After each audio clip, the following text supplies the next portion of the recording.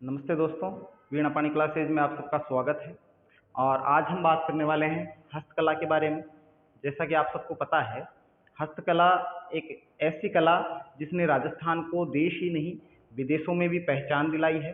तो आइए जानते हैं राजस्थान की प्रमुख हस्तकलाओं के बारे में। तो हस्तकला की जब हम बात करते हैं तो हस्तकलाओं में विभिन्न प्रकार की कलाएँ हैं। वो सारी कलाएँ जिनको मशीनों से ज़्यादा हाथों से बनाने पर ज़्यादा जोर दिया जाता है। और इसके अंतर्गत हम काष्ठ कला को रख सकते हैं, धातु की कलाओं को रख सकते हैं, कपड़े पर की जाने वाली हस्तकला को रख सकते हैं, मिट्टी से की जाने वाली हस्तकला को भी इसी में हम शामिल कर सकते हैं। तो दोस्तों, हस्तकला में आज हम जानेंगे टेराकोटा के बारे में या मिट्टी की कला के बारे में। मिट्टी की हस्तकला या मिट्टी की कला के बारे में हम बात करने वाले हैं।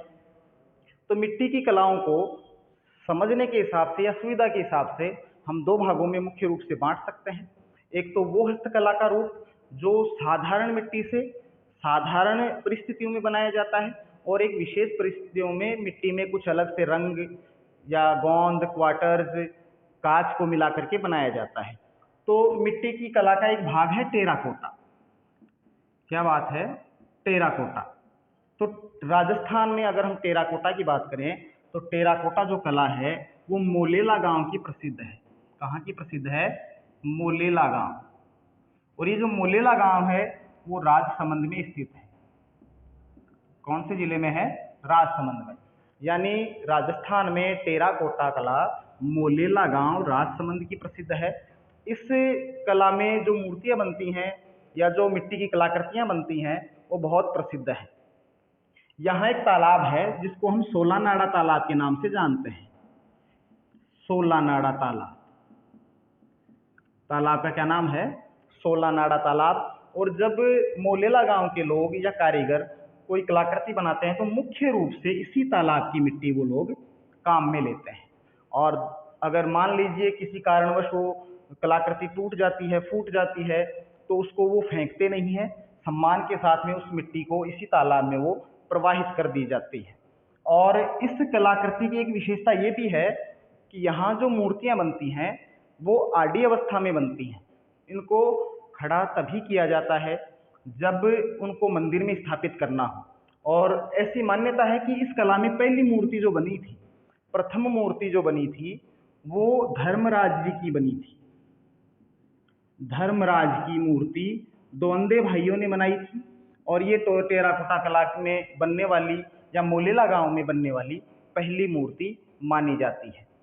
दोस्तों, मिट्टी की बात हो रही है, मिट्टी से बनने वाली कलाकृतियों की बात हो रही है, तो यहाँ हम जानते हैं बू गांव के बारे में। राजस्थान में एक गांव है बू गांव। ये जो बू गांव है वो नागौर जिले में है। कहाँ है? नागौर जिले में। और बू गांव अपने खिलौनों के लिए बहुत ही प्रसिद्ध गांव है। दोस्तों, मामा जी के घोड़े जो मिट्टी के बनाए जाते हैं, ध्यान रखना, रामदेव जी के घोड़े कपड़े के बनते हैं और मामा जी के घोड़े मिट्टी के बनते हैं। तो मामा जी के जो घोड़े हैं, मामा जी के घोड़े या मामा देव के घोड़े, ये बनते हैं हरजी गांव में। कौन से गांव में? हरजी गांव जालोर में बनते हैं।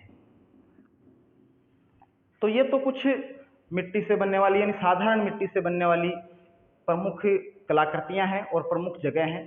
तो देखते हैं टेराकोटा कला कहाँ की प्रसिद्ध है? मोलेला गांव की प्रसिद्ध है। मोलेला गांव राजसमंद में है। और टेराकोटा में बनने वाली पहली मूर्ति है धर्मराज जी की मूर्ति। यहाँ कौन से तालाब से मिट्टी प्रमुख रूप से उठाई जाती है या काम में ली जाती है? सोलानाड़ा तालाब की मिट्टी। मामा देव के घोड़े कहाँ बनते हैं? हरजी गांव जालोर में बनते हैं। और बू गांव क्यों फेमस है? बू गांव अपने खिलौनों के लिए जाना जाता है। तो एक बार इनको स्क्रीनशॉट कीजिए, फिर हम आगे चलते हैं।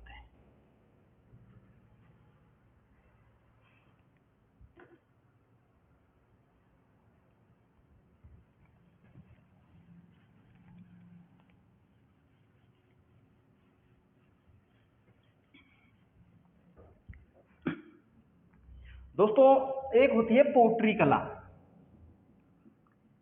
पोट्री कला, ये जो पोट्री कला है बहुत ही प्रसिद्ध कला है और इसने राजस्थान को एक विशेष पहचान दी है। अगर पोट्री कला की हम बात करें तो ये कला राजस्थान की नहीं है, ये विदेशों से राजस्थान में आई है। पोट्री कला का जन्म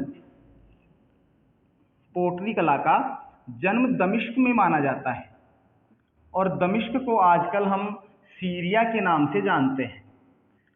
आजकल वर्तमान में कौन सा देश है दमिश्क? सीरिया। तो ऐसा माना जाता है कि किसी समय पोट्री कला का जन्म दमिश्क नाम के स्थान पर हुआ और यह है कला दमिश्क से चल करके अफगानिस्तान होते हुए लाहौर आई और लाहौर से इस कला को राजस्थान में लाने वाले पहले या प्रथम व्यक्ति हैं जयपुर के सवाई मान सिंह प्रथम लाहौर से पोट्री कला के कलाकारों को राजस्थान में लाते हैं और उनको विशेष परिस्थितियों में विशेष संरक्षण के साथ में इस काम में लगाते हैं। समय बीता, मान सिंह का शासनकाल नहीं रहा या वो खुद इस दुनिया में नहीं रहे, तो उसके बाद में ये जो कलाकार हैं उन्होंने धीरे धीरे करके राजस्थान छोड़ दिया। राजस्थान से इस कला का पलायन हो गया और इस कला को राजस्थान में पुनः स्थापित करने का श्रेय जाता है जयपुर के दूसरे शासक राम सिंह द्वितीय को। तो राम सिंह द्वितीय ने इस कला के कलाकार दिल्ली से दोबारा राजस्थान में मंगवाए और उनको महाराजा स्कूल ऑफ आर्ट्स में इस कला को बढ़ावा देने के लिए संरक्षण प्रदान किया गया। अगर पोट्री कला की हम बात करते हैं तो इसका सबसे प्रसिद्ध कलाकार या ऐसा व्यक्ति जिसने अपना संपूर्ण जीवन का अधिकांशतः हिस्सा पोट्री कला को समर्पित कर दिया, उनका नाम था कृपाल सिंह शेखावत। क्या नाम है? कृपाल सिंह शेखावत। दोस्तों, कृपाल सिंह शेखावत मऊ गांव के रहने वाले थे। मऊ गांव सीकर में पड़ता है और मऊ गांव में 1922 में इनका जन्म हुआ और इन्होंने पोट्री कला को बढ़ावा देने के लिए खूब प्रयास किया और इसी प्रयास के फलस्वरूप इनको 1974 में पद्मश्री से सम्मानित किया गया। तो कृपाल सिंह को पद्मश्री से सम्मानित कब किया जाता है? 1974 ईस्वी में।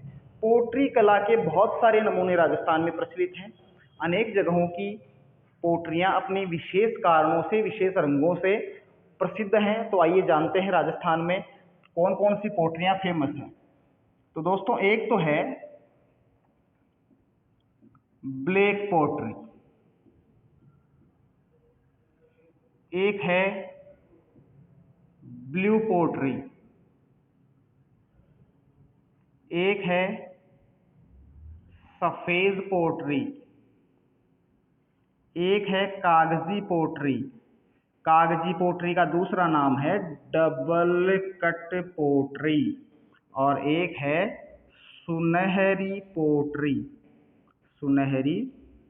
पोट्री।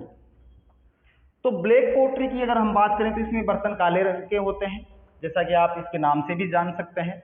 तो ब्लैक पोट्री कहाँ की फेमस है? कोटा की। ब्लू पोट्री राजस्थान की सबसे फेमस पोट्री है और ब्लू पोट्री में जो बर्तन होते हैं वो मुख्य रूप से नीले रंग के होते हैं। ये जयपुर की प्रसिद्ध है, जयपुर।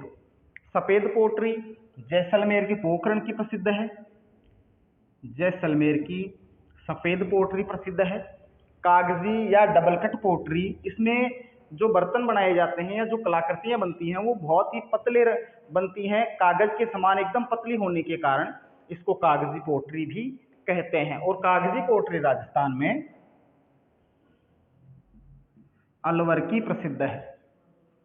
सुनहरी पोट्री यह बीकानेर की प्रसिद्ध है। तो दोस्तों, पोट्री कला में जब कलाकृतियां बनती हैं या कोई भी वस्तु बनाई जाती है तो उसमें क्या क्या देखिए काम में लिया जाता है। इसमें साधारण मिट्टी, इसमें मुल्तानी मिलाते हैं और मुल्तानी के अलावा इसमें रंग या कांच, शीशा मिलाया जाता है। शीशा के अलावा इसमें क्वार्टर्स मिलाया जाता है और गोंद मिलाया जाता है। यानी मिट्टी, मुल्तानी रंग, कांच, क्वार्टर्स, गोंद, इनको मिक्स करके किसी विशेष तापमान पर, बहुत ज़्यादा तापमान पर पकाया जाता है। फिर उससे जो बर्तन बनते हैं या कलाकृतियाँ बनती हैं, जो वस्तुएं बनती हैं, वो पोट्री कला कहलाती है। तो आइए एक बार दोबारा से इसको देखते हैं। पोट्री कला का जन्म दमिश्क यानी सीरिया से माना जाता है। राजस्थान में ये कला कहाँ से आई? लाहौर से। कहाँ से आती है? लाहौर से आती है। और लाहौर से इस कला को जयपुर के शासक मान सिंह लाए थे। इस कला को जयपुर में पुनः स्थापित करने का श्रेय राम सिंह द्वितीय को जाता है। और राम सिंह द्वितीय ने कलाओं को बढ़ावा देने के लिए, विभिन्न कलाओं को संरक्षित करने के लिए महाराजा स्कूल ऑफ आर्ट्स में अपना पूरा योगदान दिया। कृपाल सिंह शेखावत मऊ गांव सीकर के रहने वाले थे और इन्होंने पोट्री कला के लिए अपना संपूर्ण जीवन समर्पित किया है।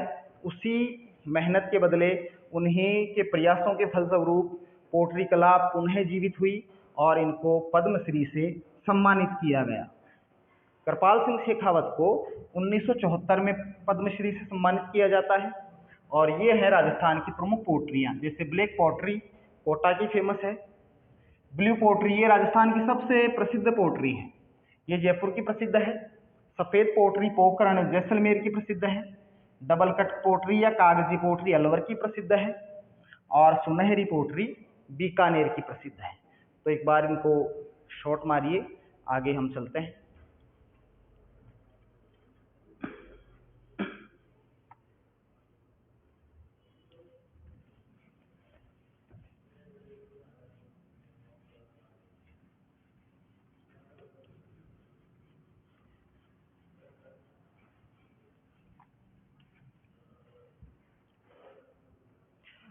दोस्तों आगे हम देखने वाले हैं काष्ठ कला के बारे में। काष्ठ कला यानी लकड़ी की हस्तकला। और जैसा कि हम सब जानते हैं, लकड़ी बहुत ही बहुमूल्य संसाधन होता है और उससे विभिन्न प्रकार की वस्तुएं बनाई जा सकती हैं। तो काष्ठ कला में प्रमुख रूप से कौन कौन सी चीज़ें काम में आती हैं या कौन कौन सी चीज़ें बनाई जाती हैं? तो पहले तो हम ये जानते हैं कि काष्ठ कला करने वाले जो लोग होते हैं या इनको सबसे ज़्यादा बढ़ावा देने वाली जो जाति है, उसको हम सुथार, खाती या खरादी कहते हैं। ये जो जातियां हैं, उन्होंने काष्ठ कला को सबसे ज़्यादा संरक्षित करने का काम किया है। अब जानते ये हैं कि काष्ठ कला को कुछ लोग या कुछ स्थानों पर खराद कला भी कहते हैं। काष्ठ कला को खराद कला के नाम से भी जाना जाता है। दोस्तों काष्ठ कला की बात करें, लकड़ी की हस्तकलाओं की बात करें, तो सबसे पहले तो इनमें नाम आता है फर्नीचर का। तो लकड़ी का जो फर्नीचर होता है वो वैसे तो करीब करीब सारे राजस्थान में बनाया जाता है, और लेकिन कुछ विशेष स्थान ऐसे हैं जहाँ का फर्नीचर बड़ा प्रसिद्ध है। जैसे कि बात करें फर्नीचर की, तो राजस्थान में सर्वाधिक फर्नीचर बनता है शेखावाटी क्षेत्र में। कौन से क्षेत्र में? शेखावाटी क्षेत्र में।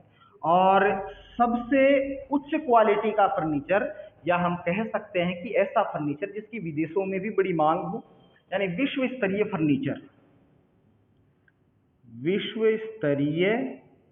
फर्नीचर राजस्थान में बाड़मेर में बनाया जाता है। कहाँ बनाता है? बाड़मेर में सर्वाधिक बनता है। राजस्थान में अगर फर्नीचर की हम बात करें तो शीशम की लकड़ी का फर्नीचर, शीशम की लकड़ी बहुत महंगी होती है और लंबे समय तक ये टिकती है, टिकाऊ लकड़ी होती है। तो शीशम की लकड़ी का फर्नीचर, शीशम का फर्नीचर राजस्थान में सर्वाधिक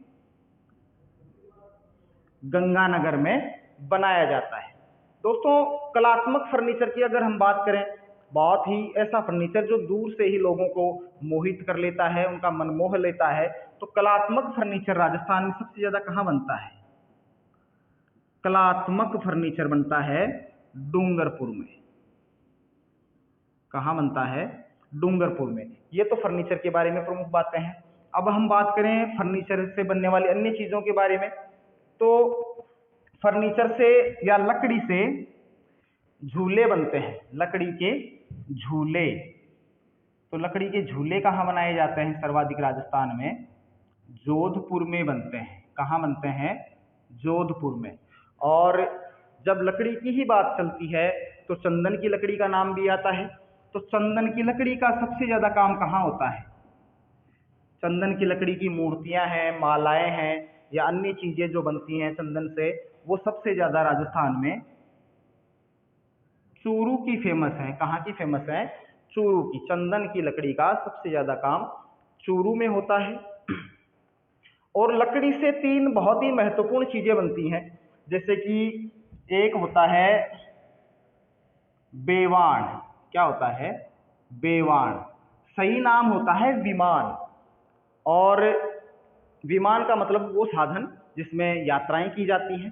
तो ये जो बेवाण होता है उसको एक प्रकार से हम भगवान का वाहन कह सकते हैं, क्योंकि मंदिरों में झलझूलनी एकादशी, अनंत चतुर्दशी के दिन भगवान को इनमें बैठा करके, उनकी मूर्ति को बैठा करके किसी पवित्र जलाशय पर स्नान के लिए ले जाते हैं। उनकी रैलियां निकाली जाती हैं, शोभा यात्राएं निकलती हैं। तो ये बेवाण बड़ा प्रसिद्ध है, लकड़ी का बनता है।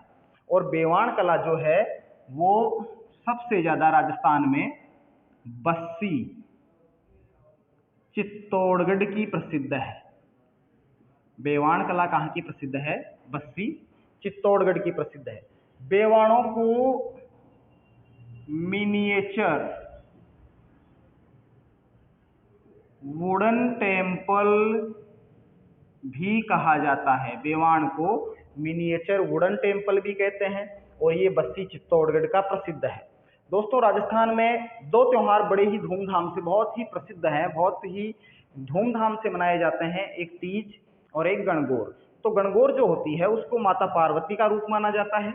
और गणगौर की सवारियां निकलती हैं, मेले लगते हैं, गणगौर बनाई जाती है। तो राजस्थान में जो पहली गणगौर बनी है वो कहाँ बनी है? राजस्थान की प्रथम गणगौर बनाई गई थी प्रभात जी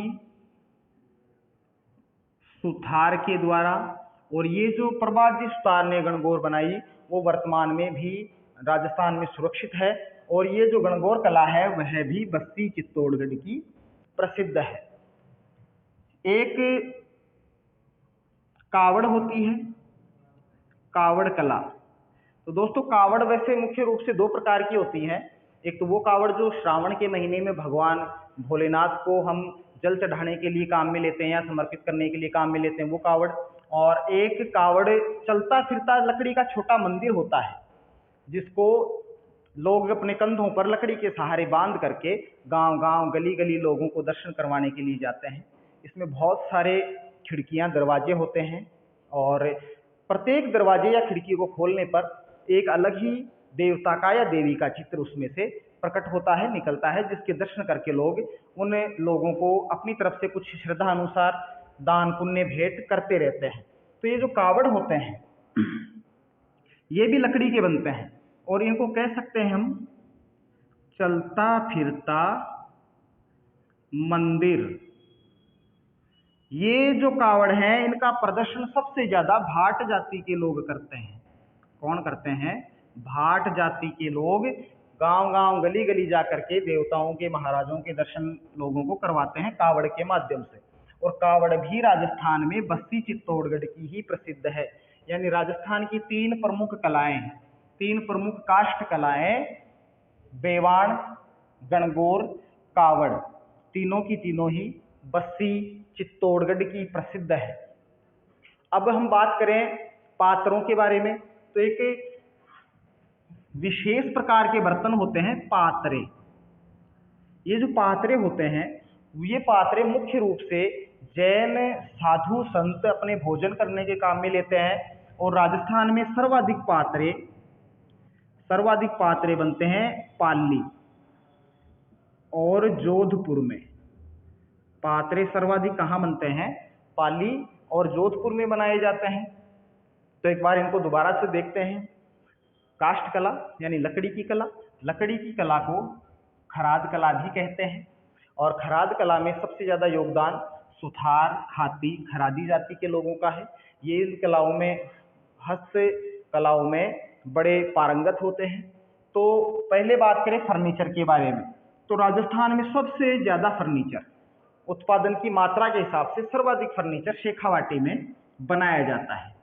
और बाड़मेर में जो फर्नीचर बनता है वो राजस्थान में ऐसा फर्नीचर बनता है जिसकी मांग विदेशों में बहुत ज़्यादा है। यह है विश्व स्तरीय फर्नीचर। शीशम की लकड़ी का फर्नीचर राजस्थान में गंगानगर में सर्वाधिक बनता है। कलात्मक फर्नीचर राजस्थान में डूंगरपुर में सबसे ज़्यादा बनाया जाता है। अगर हम झूलों की बात करें, लकड़ी के झूले राजस्थान में सबसे ज़्यादा जोधपुर में बनते हैं। चंदन की लकड़ी का काम सबसे ज़्यादा चूरू में होता है। एक लकड़ी से खिलौने भी बनते हैं। क्या बनते हैं? खिलौने।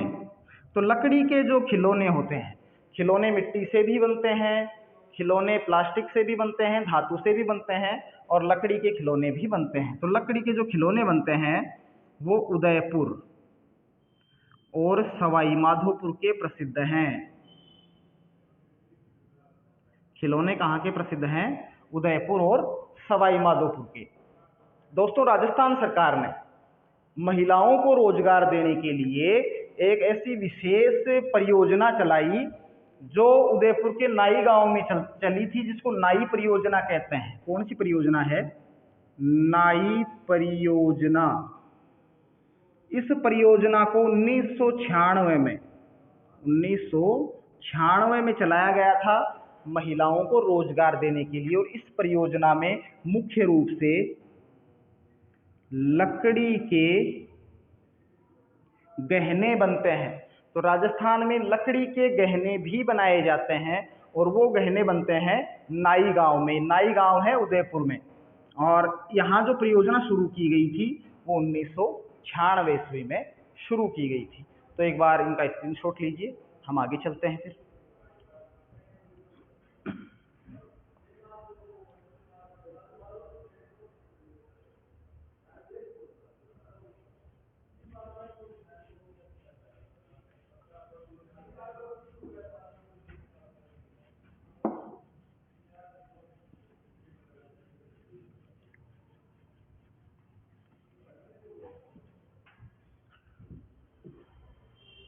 तो दोस्तों, राजस्थान में एक कठपुतलियां भी बनाई जाती है। कठपुतली, ये जो कठपुतलियां हैं वो नुक्कड़ नाटक दिखाने के लिए या फिर लोगों का मनोरंजन करने के लिए काम में ली जाती हैं। राजस्थान की मूल कलाओं में से एक है कठपुतली कला। कठपुतली जो बनती है वो मुख्य रूप से अरड़ू की लकड़ी की बनती है। और ये जो अरड़ू की लकड़ी होती है वो बड़ी हल्की होती है, इसलिए कठपुतलियां इसी की बनाई जाती हैं। और राजस्थान में जो कठपुतली कला है वह उदयपुर की प्रसिद्ध है। कहाँ की प्रसिद्ध है? उदयपुर। राजस्थान में कठपुतली कला उदयपुर की प्रसिद्ध है। और कठपुतली को सबसे ज्यादा संरक्षित करने वाले या सबसे ज्यादा बढ़ावा देने वाले व्यक्ति का नाम है देवीलाल सामर। क्या नाम है? देवीलाल सामर। देवीलाल सामर के प्रयास से 1952 में उदयपुर में भारतीय लोक कला मंडल के अधीन कठपुतली संग्रहालय की स्थापना भी की गई है। तो संग्रहालय कहाँ है? उदयपुर में। कठपुतली कला भी उदयपुर की प्रसिद्ध है, संग्रहालय भी उदयपुर में है। और सबसे प्रसिद्ध व्यक्ति जिन्होंने कठपुतलियों के लिए बहुत ज़्यादा प्रयास किया, बहुत ज़्यादा काम किया इनको बचाने के लिए, इनके संरक्षण के लिए, वो है देवीलाल सामर। और यह जो है कला है या यह जो आकृतियाँ, कलाकृतियाँ होती हैं वो मुख्य रूप से अरड़ू की लकड़ी की बनाई जाती हैं। दोस्तों, जयपुर का जो जयगढ़ किला है, जयगढ़ किले में कठपुतली घर है। कठपुतली संग्रहालय उदयपुर में और कठपुतली घर जयपुर के जयगढ़ में है। तो ये कठपुतली कला भी राजस्थान की एक प्रमुख कला है। उम्मीद करते हैं आपको पसंद आएगी। धन्यवाद।